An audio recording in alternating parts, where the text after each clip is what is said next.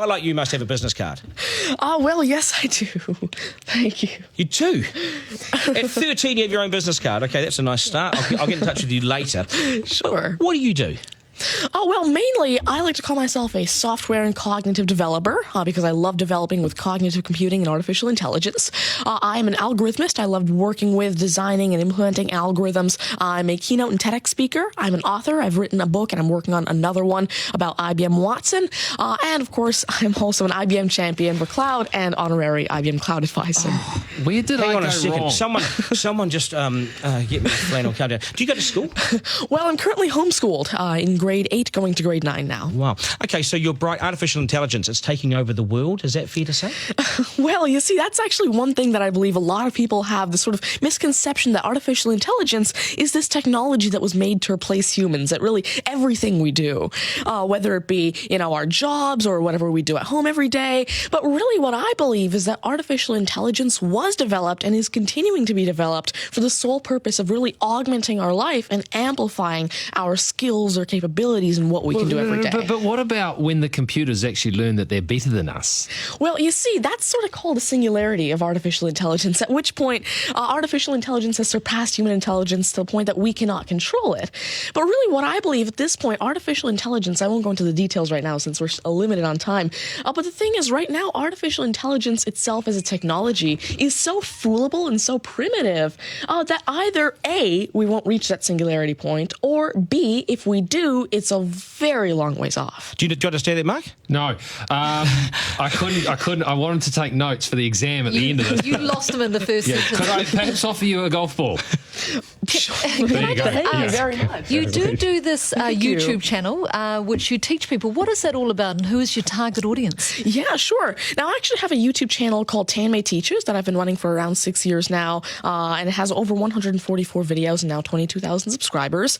And so on it, I love to teach about computing, really programming, these algorithms that I develop, machine learning especially, math, science, and especially technologies like IBM Watson. Because, of course, I like to share my knowledge because I realize that there's this lack of resources for people to learn about technologies like AI, which is why I absolutely love sharing my knowledge through, of course, these YouTube videos, the books that I'm authoring, the keynotes that I have, and really Watson comes in here in such a great way because Watson allows me... What's Watson?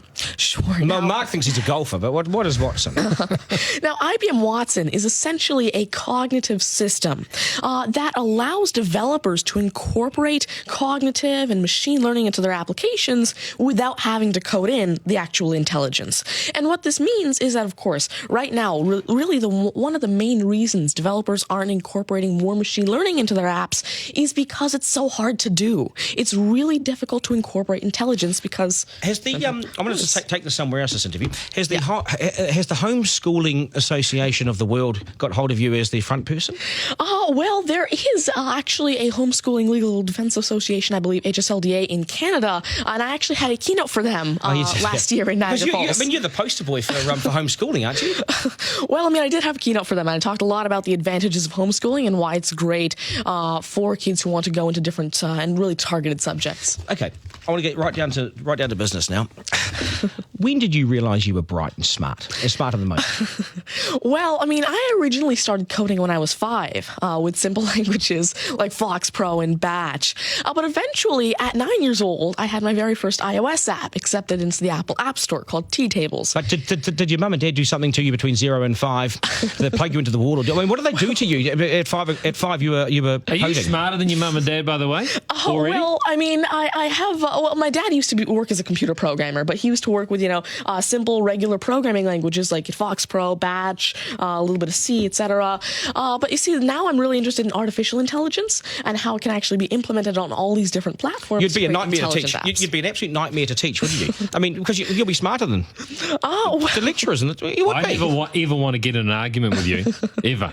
But I would like to see you on a quiz show because I think you would nail that. Well, you see, there is one thing that I've been working on, and it's essentially an app called Ask Tanmay, an NLQA system, And so essentially, it's a system that can take your natural language questions and answer them for you using Watson and artificial intelligence. And actually, the original reason why I made Ask Tanmay, there's an Indian version of the Who Wants to Be a Millionaire show called KBC, which I originally wanted Ask Tanmay to play. So that actually ties in quite a bit with what I wanted to do. It's nice to see you. Do you get because you're homeschooled, you wouldn't go to school dances and things like that, would you? School socials and things? Do you Well, I actually used to be regularly schooled until grade 6. Right. Then I became homeschooled, and so of course I still do have my This is friends still from a school. victory for public schools. Take that golf ball Yep. and bring it back to me when you've actually worked out a way in which it'll always go straight. Because I think you could do it. Technically, using a genetic algorithm or something. I knew there'd be an answer. Hey, it's brilliant to meet you. You're a complete inspiration. Thank you. And I hope my son was watching, a 7-year-old son. Message to Buster Garner, you got work to do, mate.